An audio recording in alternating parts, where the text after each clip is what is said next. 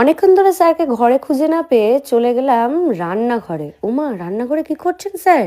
দেখি এসে আমাদের জন্য সন্ধেবেলায় ডিম ভাজা, চা এইসব বানানো হচ্ছে। বললাম দাও আমি বানিয়ে দিই। বললো না না, তোমরা যাও গিয়ে বসো, আমি নিয়ে যাচ্ছি। আর এত মানুষের চা ডিম ভাজা, আমি বললাম শেষে কিনা দুধ চা ডিম ভাজা, বাবা এ তো পুরো গ্যাস বানানোর ওষুধ। যাই হোক, বানিয়েছে, এটাই সবচেয়ে বড় কথা। আর বিশ্বাস করবে না, চাটা জাস্ট অসাধারণ খেতে ছিল। ওকে বললাম চলো একসাথে বসে চা খাবো, বললো না তোমরা খেতে লাগো। আমরা তো বলেছি না, তুমি না গেলে আমরা খাবোই না। আর চা বানাতে বানাতে ডিম ভাজা বানাতে বানাতে না দেখি একটা গান করছে।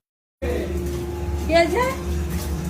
কি গান করছো? আমার ঘুম ভাঙিয়ে গেল রে মরা কোকিলে। ভালো করে গাও। আমার ঘুম ভাঙিয়ে গেল রে মরা কোকিলে। নতুন গান তোমার মামুমে দেখো কি দিতে পারে। কারা কারা শুনেছে জিজ্ঞাসা করো। গান সবাই শুনেছে, আরো শুনবে। এখনো অনেকে তো